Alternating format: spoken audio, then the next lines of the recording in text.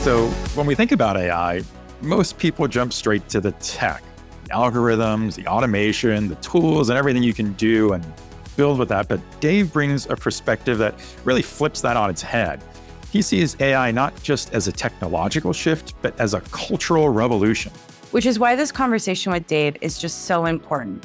He's not just asking how companies adopt AI, he's asking how people absorb it and where the cultural change and the cultural shock really sets in.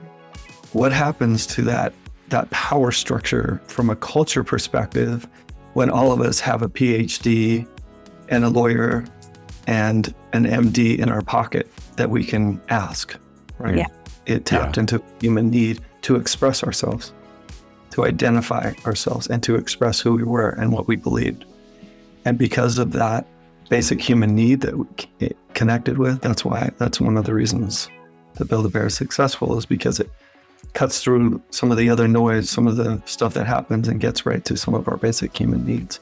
AI is about identity. It's about how we think about ourselves, how we think about others. This is the first time in the history of our planet where we've had an intelligence that is at our level. Yeah. That is not human. Right.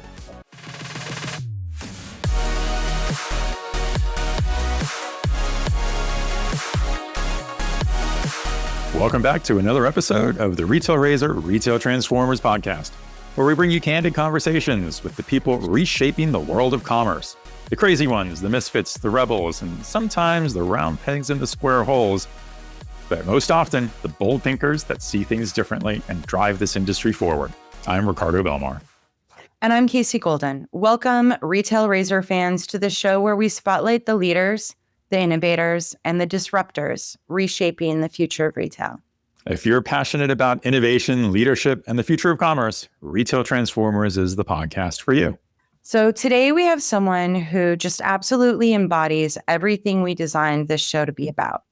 Someone who has a rich, extensive retail history, but who also never strays from truly being human.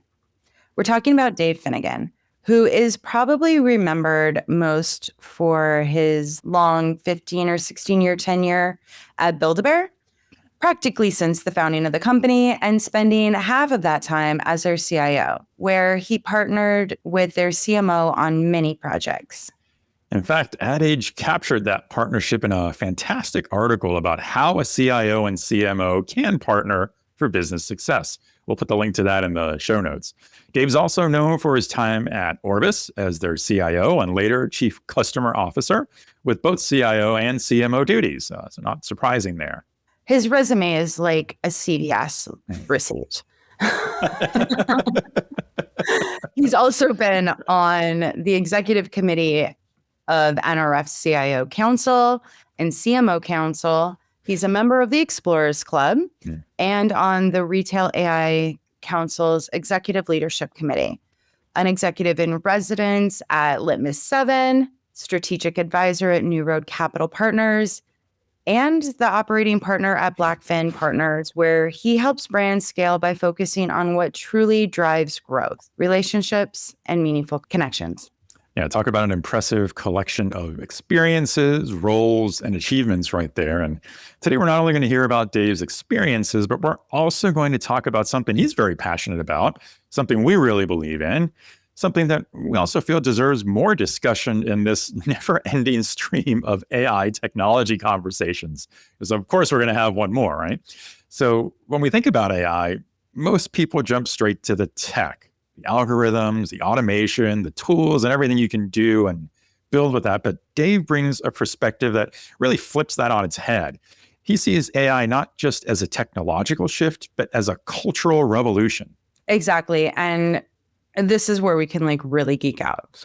It's not just about efficiency gains or process automation. It's about how AI changes the way we think, behave, and even trust. Right. And history shows us every major leap, from the printing press to the Industrial Revolution, they all reshaped culture as much as they reshaped business. AI feels like it's on the same scale, maybe even faster than we can process. which is why this conversation with Dave is just so important. He's not just asking how companies adopt AI, he's asking how people absorb it and where the cultural change and the cultural shock really sets in. That's right. I really think this may be one of our best Retail Transformers episodes yet, which means you know what I'm going to say next, right? Pushing the fast forward button. Because this episode, you will absolutely believe that Dave is more than meets the eye. You said it anyway. Well, we've got to find you another catchphrase for 2026 because Let's make that a I don't challenge. think me or the audience can take it anymore. Can take any more. Well, that may be so, but before we do that, I'll just make one quick ask of our listeners today. If you're enjoying the show, which we certainly hope you are, hit us with a 5-star rating. Drop a short review on Apple Podcasts, Spotify, Good Pods, or wherever you're listening. And for our video viewers, don't forget to like and subscribe to our YouTube channel. And if you haven't already, suggest taking a few minutes to check out our other shows in the Retail Razor podcast network. The Retail Razor Show, Super OG, Blade to Greatness, and Data Blades. You'll find them all in your favorite podcast app or on our YouTube channel. If you like this show, you'll love those too. It's time well spent, and you're just going to have to trust us on that. Okay. Well, with that said, let's jump into our incredible conversation with our latest Retail Transformer, Dave Finnegan.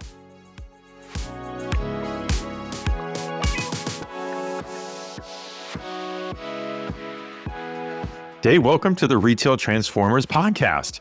Honestly, if there's anyone whom I think we have modeled the premise to this show for, it has to be you. Your background, your history in retail, I think one of the most admirable things in your rich experience during your year-long trip around the world, just absorbing and learning everything about different cultures, the human experience, understanding what that means to us in this industry, developing that explorer's mindset. It's just amazing to have you here. We're really been looking forward to this.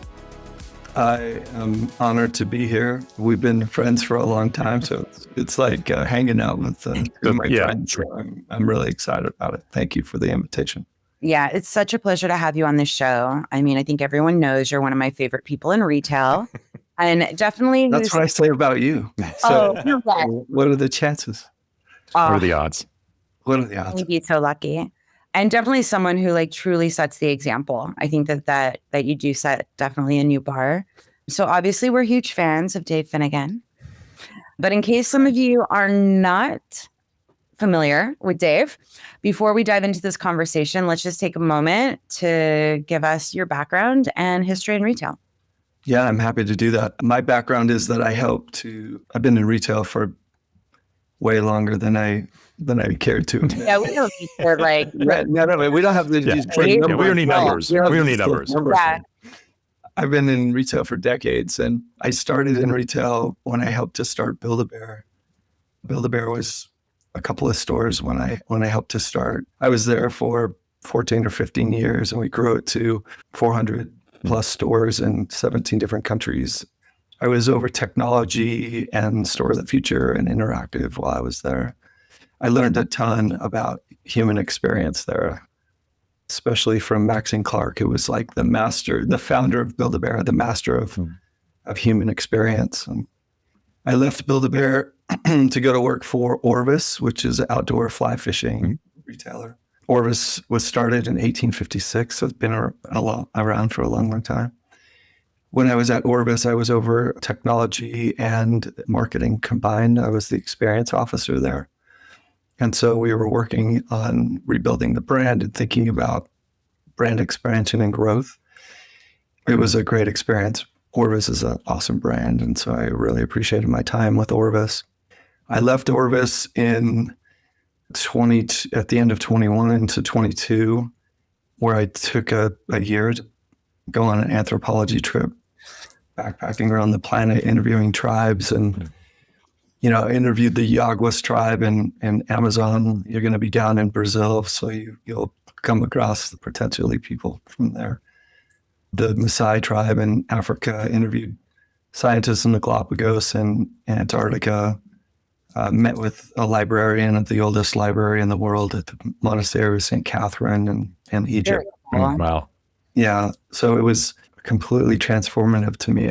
I came home and I was like, my first thing was I looked at my closet and said, when did I buy all this stuff? I mean, because I'd been living in a backpack. And so I saw stuff differently when I came back. Yeah. And I valued human connection and experiences, collection of experiences, way more than stuff after that experience. And so that helped to shape how I thought about what I was going to do next. These days, we're in the business of selling stuff. Yes, that's right. We're all in the business. That said, what I think is really interesting about this next generation of consumer is that they're a collector of experiences. Yeah. More than the generation. More than the stuff. Yeah. Yeah, more than the stuff, right? They collect experiences. And I feel like brands who understand that experiences are part of stuff and the combination of those are the winning combination, I think are the ones that are going to win. But so these days I do go to market with different brands. I do private equity. And then I also am an ambassador for NRF and the councils because of that human connection piece. I feel like really connecting with others, comparing notes, being vulnerable, open, learning from others is extremely important. That was one of the things I really, really appreciated. One of the other things that I learned when I was traveling is a Zen concept. And the concept is that when you go into a new experience or you meet a new person, if you go into that experience with your cup ready to receive, you'll learn a lot more. Yeah. Instead, if you think you know it all, or you have to demonstrate that you know it all, or you think you're smarter, or you think you're better in any way, or you judge from your own perspective, then you miss out on what you can learn. And so that's really important to me, and connecting with others is really important to me. So that's a lot of what I do these days. It's a great analogy, I think, especially now that we're coming into the age of AI. Nobody knows shit. So just have the conversations, and have the theoretical discussions and kind of, I think there's a little bit more openness that everybody knows that everybody's learning and everybody's thinking about things differently and having those perspectives. So I hope that those types of people just remember, just kind of go in with that cup empty. Yeah, and exactly. Right? Otherwise you leave with an empty cup. Yeah, it's a great point, especially when it comes to go to market. There's lots of software companies that are saying, this is, we've got AI figured out. We've been doing AI for decades, or however they spin it. Right. And instead, if you go into it with this vulnerability that we're learning together, but we've got some things that are starting to really show some great results, and we're going to craft this together like we're co-creating. I think brands that understand co-creation and telling that story in a really authentic way are the ones that are going to win. Yeah, absolutely. Yeah. So as always, it's just amazing to have a conversation with you. I love when we get a push record. So let's just jump in and talk about AI culture and what's really transformational. When we look back at every massive technology leap, printing press, steam engine, the internet, each leap changed how people saw themselves. Where do you think AI lands on that timeline, and what kind of cultural impact do you think we're still underestimating? That's a great question. So I'm studying anthropology right now. And so in fact, I had class 2 nights ago. My class right now is the culture of play and the power of play, which is awesome for a guy who is a toy guy, right? In sports, and how impactful that is. So interestingly, I wrote a paper, or started a paper, where my thesis was about this. And the idea is, if you think about from an anthropology perspective, what makes culture and how culture works. Culture is ritual, it's language, it's connection, it's respect, right? There's a hierarchy to culture. And typically we respect, and the hierarchy is around people who have knowledge and wisdom. So if we think about shamans or chiefs or warriors, these people historically have had wisdom and experience that elevated them and allowed others to, they shaped how others thought because of how they thought, right? And so what's interesting that's happening right now is, and this is illustrated like when you go to the doctor, you'll go to the doctor to ask questions, you're listening to the doctor and your trust is very, very high, right? Mm-hmm. Or an attorney or a consultant or whatever. What happens to that power structure from a culture perspective when all of us have a PhD and a lawyer and an MD in our pocket that we can ask, right? Yeah. Mm-hmm. And Yeah. so we're living through a really cool time in the world. We're living through something that's similar to the Industrial Revolution, but we get to live through it, right? And Right. so Build it. yeah, we get to build Yeah. it. We get to help to navigate it, get to help to figure it out. And it's of that scale. And I think people who understand it's that scale will win in the end. That they get that it's more culturally significant than just a technology significance. So I think those that navigate it and think about how can we help our humans to culturally navigate this, Yeah. much better off. I feel like a lot of technologists continue to underestimate how much people want to work and engage with other people. I think the technology has always underestimated the connection to people. Mm-hmm. How do you see this kind of moving with like consumers and AI, like on a society basis? Like we can see like this huge shift of deleting people or putting technology in between to replace like a human connection. Seems to be where everybody keeps moving AI first, is to replace that moment. But I feel like society needs it, or is really stuck on the idea that like, I'm not going to change. I still want people. Where do you think there's a contrast here, right? There's a contradiction of where things are going, what's being said versus maybe it's just like the core base of humanity.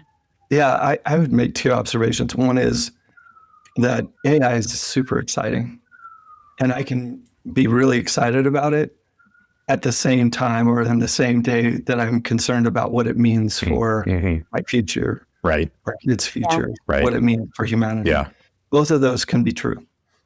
And so I'm more on the excited part of the spectrum. However, there are things that we need to know from a culture perspective because it's much broader than just what's going to happen. Yeah.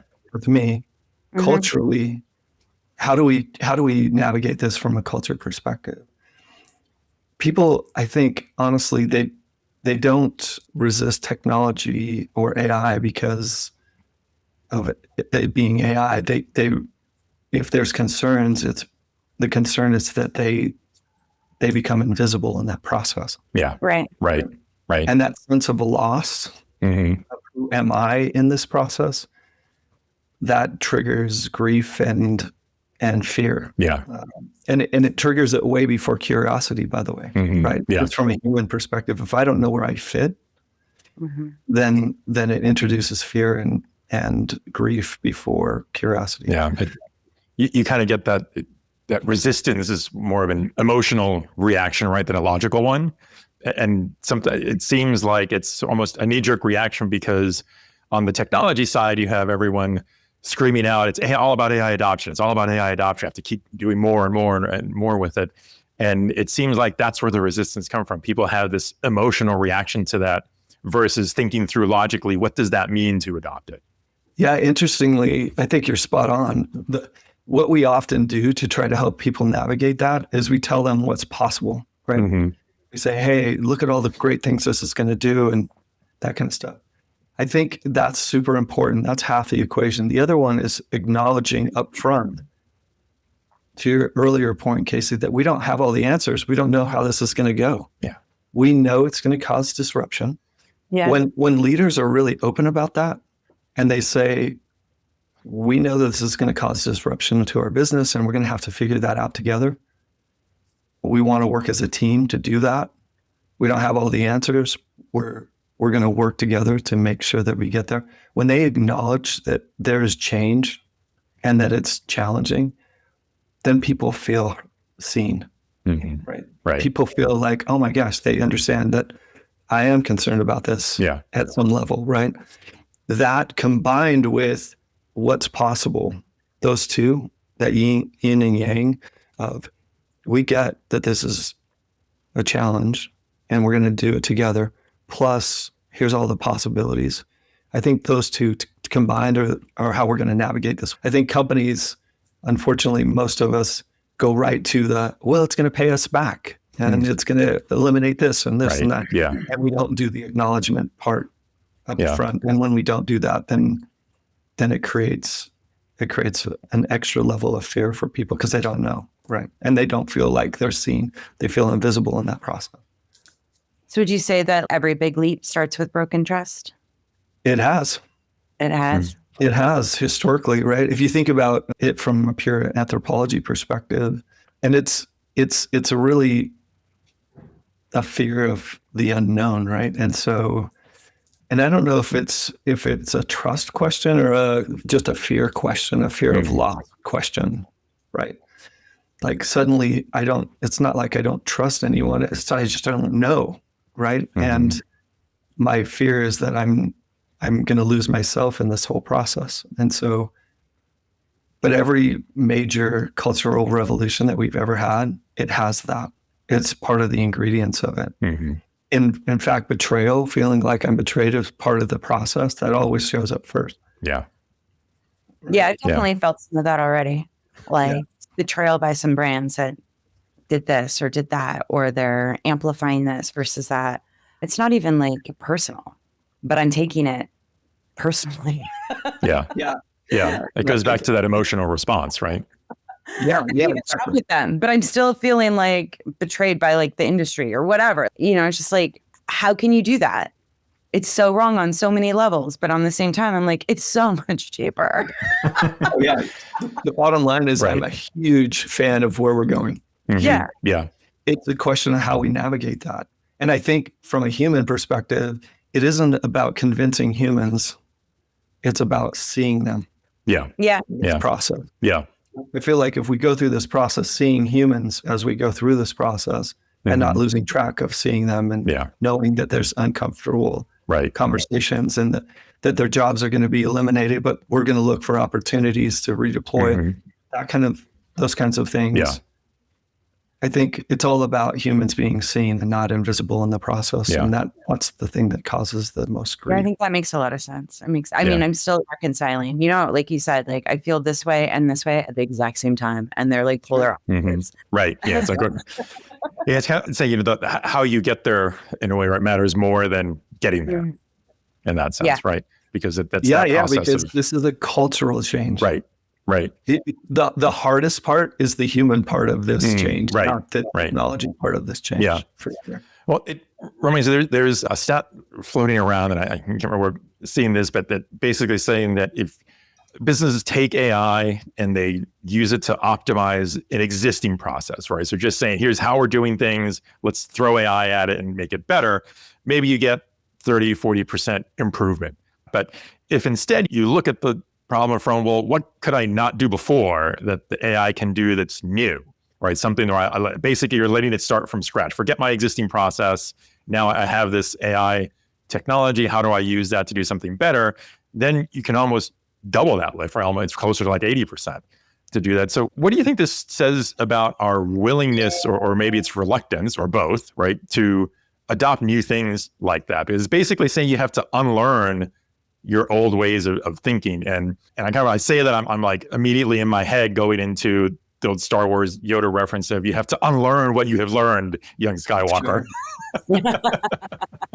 That's the interesting thing about humans is that we're wired for control, right? We're wired for control because it's a safe place that we can build on, right? And so looking at a problem and saying, how can we automate an existing opportunity feels like a safe place because we know what that process looks like. We know what the controls are there and we're wired that way as humans. So that's part of our humanness. It's okay that we're like that a little bit. As we recognize it though, I think what's embedded in that stat obviously is the idea that the AI rewards a willingness to step into uncertainty, right? In a really meaningful way. Right. So the real transformation happens when people stop asking, how do I, redo this old process? And instead, how do I completely disrupt what I'm doing? Right. And that's honestly where the 80% live. But it's uncomfortable for humans to do that. Yeah, it's tough. That's okay to recognize that it's uncomfortable for all of us. And we should recognize that and say, it's uncomfortable. Let's go after this and figure out things that we can do that's going to disrupt our business in a really meaningful way. Yeah, and just like rethinking it as if you're starting from scratch. Yeah, exactly. 100%. Exactly. Yeah. You've lived through several waves of disruption in from retail innovation to digital transformation. Had to roll up your sleeves across multiple changes here as technology had just completely evolved from, 20 years ago, how we're doing some things, even though most of the time it feels like retail moves so slow. There's always something new, though. You have to acknowledge that there has been a lot of change. Yeah. What feels different about AI do you think this is the first time tech is moving faster than our ability to culturally process it? I think I have been around for a few decades, and we've all been in the industry for a long time. And if we combined our years that we've been in retail, it's been a long time. So I would ask you two, what do you guys think about this compared to the other tech disruptions that you've seen? Because you've been in the industry for a long time. You've seen cloud compute. You've seen, I saw the internet come out. Right. Right. Yeah. I was there. Yeah.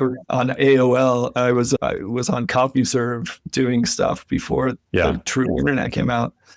And so I've gone through a few of these before. I'm curious what you guys think, because you've been in the industry for a long time. I mean, I personally think it absolutely is one of these kind of moments. When I look back, you just mentioned like the early days of the internet, right? And if we think about how retail worked before that, and you just had stores. Right. That was it. That was the channel. You had stores, and then you had, retailers who had a catalog. So there was mail order and stores. And then this internet thing came around. And in those days, I was looking at it from the point of view of helping retailers connect stores together, which was a new idea. I mean, the idea that, you for actually, some retailers, that's still a new idea. Yeah, exactly. Yeah. I mean, lots of brands that don't have an hurt button, Ricardo. Oh yeah, I know, but I there's one moment, and it's not so much a retail one, but think of car dealerships, right? Which is essentially a retail location, right? It's a different kind of store in a sense, but the idea of car dealerships who are basically independent, right, from the brand, but they work with the brand. This idea of them being connected to the brand was such a foreign concept at the time, and it required so much emotional and logical change in their way of thinking for just something as basic as like you take your car in for a warranty repair, right? Well, what you intuitively think, well, that probably requires some kind of connection back to the brand, because as the consumer, it's probably being done at no cost to you, which means somebody's picking up that cost. It's just not you, but that means that dealership, that brand, they have to be communicating for this. And how did that happen before, right? We don't think twice about this now, right? It's become ingrained in our way of doing things. It's just perfectly natural. You just expect these things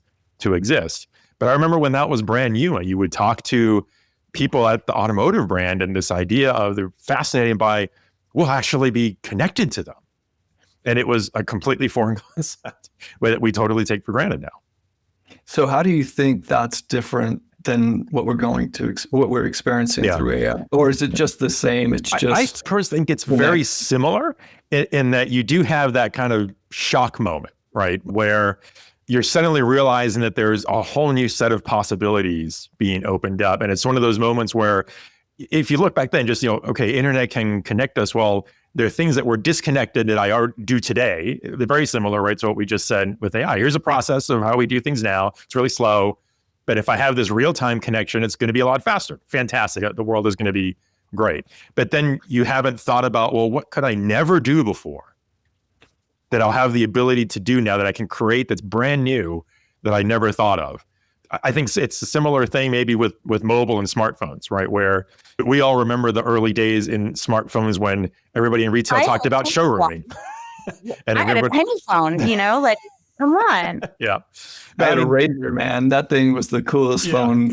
Oh, yeah. Yeah, that's right. But yeah, I mean, just think about the reaction a lot of retailers had of this idea of customers coming in the store and with these smartphones, and they can comparison shop, they can do all these things that I used to have them captive in the store, right? And so I can, as the brand, I controlled that experience 100% while they were captive in the store. And now suddenly there's this revelation of freedom, right? That the consumer comes in, they can access anything they want. They're not constrained by the four walls that they're standing in anymore. And you had to adapt and relearn. It's exactly what you had to unlearn how you did things before, because there's a completely new way now that hasn't really been defined yet. I mean, where we haven't defined this, right? We're all still trying to learn, what can we do? What can't we do? What can we build? I think there's a lot of, to your point, there's a lot of similarities in things that we could learn from the past.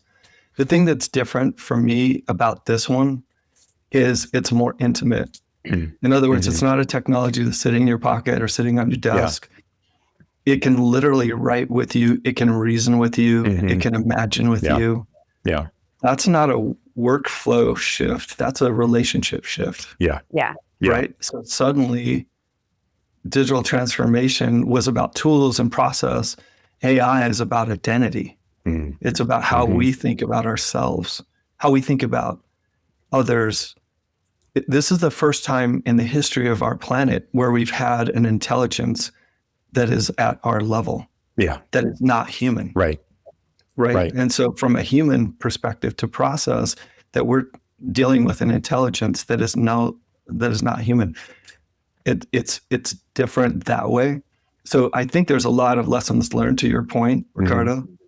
And I think if we layer on the idea that this is about identity and about who we are as humans, and that it's not just a technological change, we can learn from that in the past. Yeah. But if we also apply some of the things from a culture perspective, that'll help us navigate this from a trust, from a being seen perspective.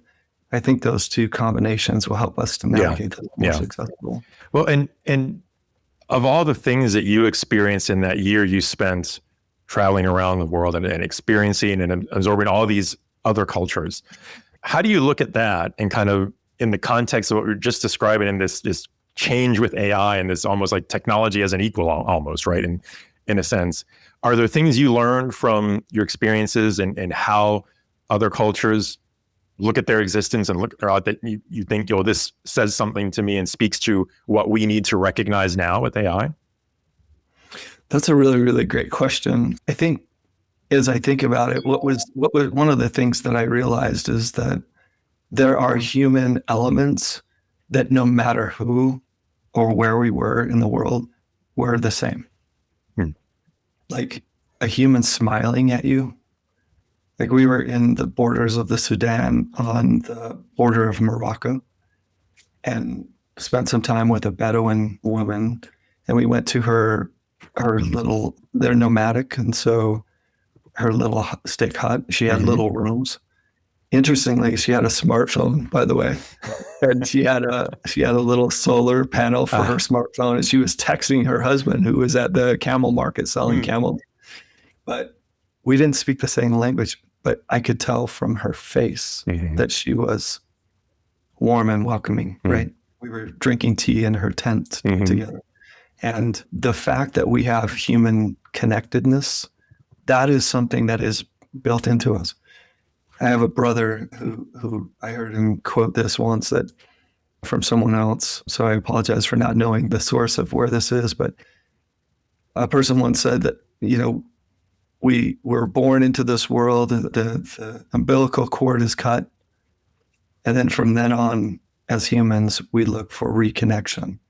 Oh, that's interesting. Oh, that's a good way to put it. And so as we navigate this, if we remember the human part of it, then humanness, I actually think what's going to happen, and we're seeing that right now, is as algorithms take over in a meaningful way, which again, I'm a fan mostly of doing that. as they take over in a meaningful way, what will also be at premium is the fact that we connect with each other. So human authenticity will matter more. Yeah. Human hugs will matter more. Human looking at each other's faces and seeing each other, that matters more. Yeah. And so interesting paradox that as we see these things rise, we're also going to see the rise of human connectedness because it's part of who we are. And so I think it'll be interesting to see how we navigate that as humans. I think there's a play. Oh, sorry, Ricardo. I think there's like a big play. I'm kind of like woven a lot of Maslow's hierarchy of needs into purpose, user experience. Does it provide a sense of belonging? Is it how much, am I moving people towards joy versus everybody wants to avoid pain? Right? You feel seen, right? It's feel hurt, have the psychological needs, right? Had to cut people off from massive shopping addictions to just be, no, what's up? How's everything going? Shit has obviously hit the fan. You've been in here every other day for a month. What's going on? Stop shopping. You're feeding something that we need to feed it somewhere else, right? And kind of like managing those needs of being human, right? Because we supplement it. We supplement it a lot with shopping. How we feel. Like we shop our feelings, right? Like, are you eating your feelings? We definitely shop our feelings. One of the things that we learned at Build-A-Bear when we launched the brand, we always knew that one of the things that Maxine Clark was a master at is leading with the experience itself. And she would make sure that we were laser focused on it and making sure we were delivering on it. What we learned very quickly is that what was happening with kids coming into the store or adults or whoever was building the bear, that we tapped into this human need of expression and personalization, right? The ability to express myself in a really safe way. That's what Build-A-Bear Magic was. It tapped into human need to express ourselves, to identify ourselves, and to express who we were and what we believed. And because of that basic human need that we connected with, that's one of the reasons that Build-A-Bear is successful, is because it cuts through some of the other noise, some of the stuff that happens, and gets right to some of our basic human needs. And I think brands who understand our human needs in this process, going back to how we're going to navigate this from an AI perspective, as we do that, and some of these things get automated out of our lives that we don't have to do anymore, remembering our human needs and our human need for connectedness is going to be really, really important, because we could be in this place where we get more lonely instead of less lonely. Yeah. It's from years. It feels like qualities like empathy, intuition, creativity become more and more important as we automate more things with AI, and AI gets deeper and deeper ingrained in routine things that we may be doing over the next decade. And do those kind of emotional things around empathy, creativity, is that becoming the luxury goods over the next decade in terms of how we see ourselves and how we seek things out? Yeah, it's interesting you say that. The last couple of years when I came back, and one of the things that really intrigued me was, if I think about the best leaders that I've ever had, and the ones that I think are most effective, they are super good at empathy. Yeah.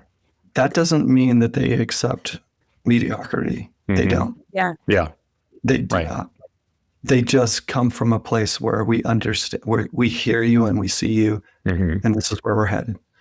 And so, interestingly, I did a little bit of research several months ago, and in the top, empathy listed as a CEO trait is in the top 3 Interesting. for CEOs today. Yeah. Is how good are they at empathizing with the organization?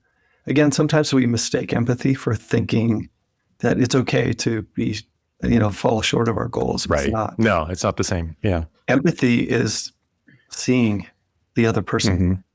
Empathy is a investigative process of asking and putting ourselves in that spot all the time, always trying to see the other perspective. Really, really good leaders, navigate using empathy. And that's kind of the glue that connects results with cultural change, I think, is having leaders that understand empathy and understand how empathy is an important bridge to this process. Yeah, I think If it's really important. organizations want AI to really work, and it's not just about the tech stack, the belief system, what kinds of leadership mindset makes the difference between 40% adoption, 80% transformation? For me, I think about, so it goes back, fundamentally, I think really, really good empathetic leaders help organizations to navigate change. I think about the leaders that were successful during COVID. Big unknown, culturally huge change. People were now working from home for the first time. The leaders who were empathetic in that and transparent and admitted that they didn't have all the answers, they're the ones that help their organizations to succeed during those times or to navigate those well. We're going through a similar time. So leaders who have the skill set of empathy, I think is a critical skill set. I think setting a culture of people get worried or fearful when they don't know how they fit into the future. But if you set a culture that says, we're giving you the opportunity to dive right in, to use AI, to make mistakes, to craft where you fit. And if we co-create that future together where people see where they fit into the future, then it's going to help our organizations way more to navigate this change. So I think empathy, crafting a future, and giving people the ability to try tools. This is not controlling things. You know, I was on stage a couple of days ago and talked about a time where a shoe company brought me in to talk about AI and AI investment. And I walked in there and the people that were in there were the CIO and the CISO. And there was no one else from their company there. And they wanted to talk about how they were going to lock things down and get their arms around how AI was going to be used. I think the companies who take that kind of mindset that we're throwing the lasso around this and we're not going to allow, or we're going to control. Don't get me wrong. I'm a huge proponent of making sure that we're responsible and that we do it in a safe way. I just think that there's a balance between that, right? Yeah. So let's enable our workforce. Let's let them get into the tools. Let's let them help invent what the tools, what the process, what the experience of the future looks like through an AI lens. Because when they're leaning in and they're taking these tools on and they're coming up with, you know what I learned? I learned that I could do X, Y, and Z, and that would eliminate this or this or that. If they're part of the solution in that process, because we create a culture of play, play this game together, and we're going to craft it together. I think between empathy, play, and then expectation, like we got to get paid back, right? Those things balanced, I think, are the companies that are going to see the most success. Yeah. Yeah. I feel like when companies do that, they're building a layer of trust, both between their own employees, kind of going to your example of the CEO and the CISO who are so laser focused on how do I lock this down and secure it, where when I hear that, I think, oh, well, maybe the perspective isn't so much that you're locking it down and controlling it, but how are you ensuring that there are guardrails and that it's safe and that there's nothing dangerous is going to happen. Nothing is going to, data that you don't want to be released isn't going to escape, right? Versus this notion of I have to lock it down because it's scary or because it's dangerous. And to me, it's a minor tweak, right, in how you think of it. But one version builds trust, and and I think going back to what you said, Dave, about being empathetic, it builds that understanding that you're recognizing what people are doing and need to do versus trying to just control everything. And I think that's super important that way.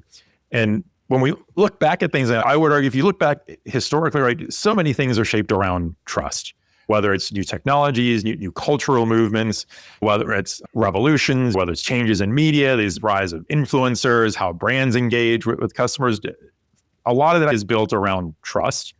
So if you look forward at where we're going and where AI is kind of taking us, is there anything you see that you would label as the next trust crisis that's coming up that people need to really think about and recognize, especially when we start letting the AI and the algorithms start running things?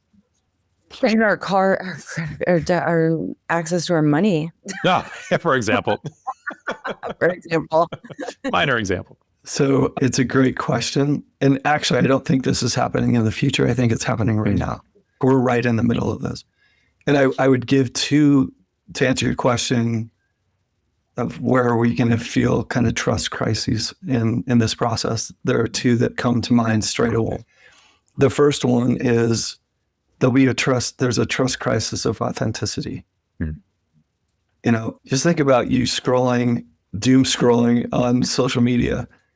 Now you're seeing videos that you can't believe. Like the side of a mountain falls off and all these people fall to their deaths, or is it real or not? We're right now going through this. Is this real or not? Right. Yeah. I mean, I've seen people like on these posts. I'm like, wait, no way. And you go into the comments and you're like, yeah, it is definitely AI. Yeah.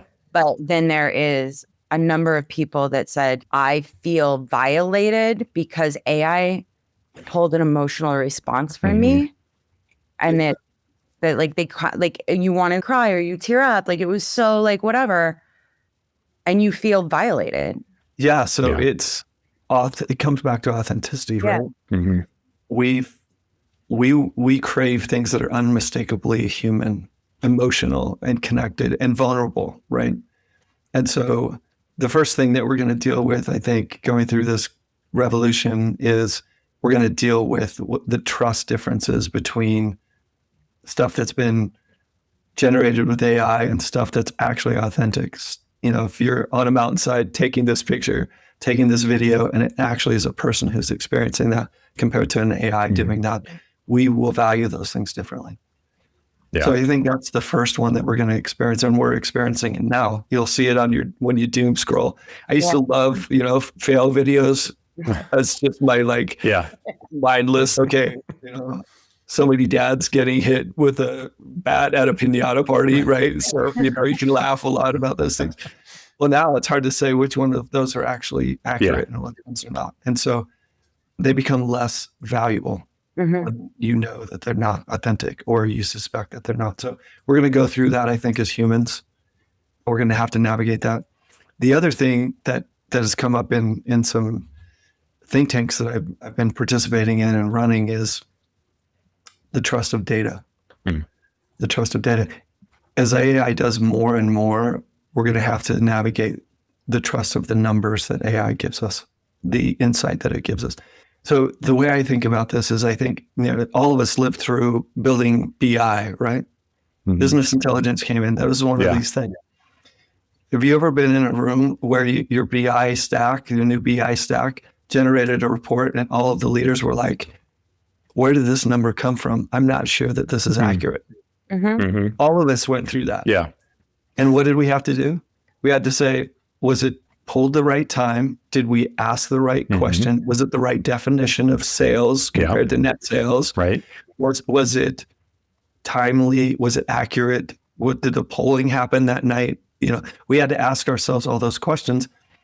That did two things when we went through that process. One is it made sure that it was doing the right stuff.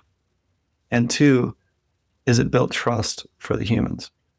Because if we could see that, that does foot, then we could start trusting numbers. Yeah, I remember going back and just dumping everything into the spreadsheet and just double checking all the work. Right. Exactly. I thought twice about my Excel formulas ever. I knew they were right. Yes. So, but we needed to make sure that all the data came in, and we needed to make sure that we were getting the right definition and all of those things that you had validated, right? And so there wasn't a time where we said, hey, look, it's just BI, just trust it. Right. Our CEO phrases you never heard in a room before. It said, okay, it's time to look for reworking math. It was reworking what data was coming in. That was never a good answer, right? Just trust it, it's BI. Yeah. So in the same way, I think we're going through this data trust with AI, where we're going to have to foot some of those numbers and say, how did we get that? How did AI arrive at it? Right. And that's going to do two things. One is it's going to make sure it's getting the right data and it's pulling it from the right places so that we don't have erroneous data. Plus, more importantly, or equally as important, is it's going to help us build trust in AI. Because once that report that you had in BI ran a bunch of times and you knew it, then you trusted that number. Yeah. And after a while, it was no brainer. That is the number. It was just second nature. Yeah. It's second nature. We're going to go through that exact same. We're going through that same process. So just throwing our hands up and saying, trust it, it's AI, is as ridiculous as saying, trust it, it's BI when this happened 15 or 20 years ago. Yeah. I think us realizing that we're going to have to do some legwork to build trust, that's appropriate and that's good. It helps us as humans actually with change more than anything else. Yeah, absolutely. I love these conversations, Dave. So, Thanks for joining us so that we could hit record. I hope everyone listening had a nice time, maybe challenge their own belief systems, but enjoy the moment we're building in. I can't even express how much I appreciate this. So thank you, Dave. Thank you for sharing your journey, your experiences, your perspective, and the explorer's mindset on AI and culture with us.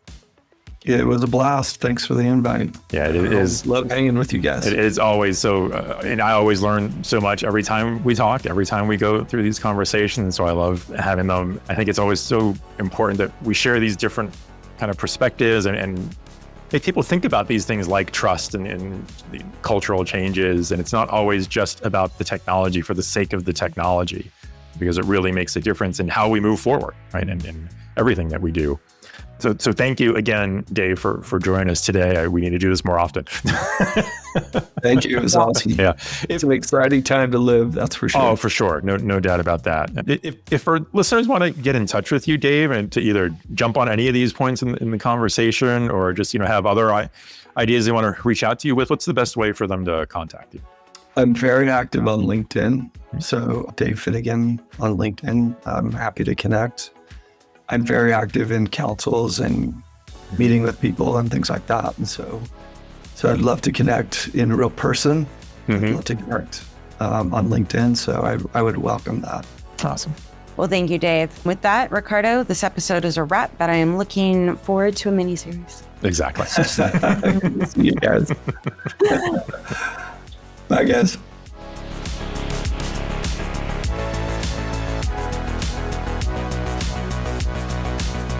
If you enjoyed today's episode, please give us a 5-star rating and review on Apple Podcasts, Spotify, or Good Pods.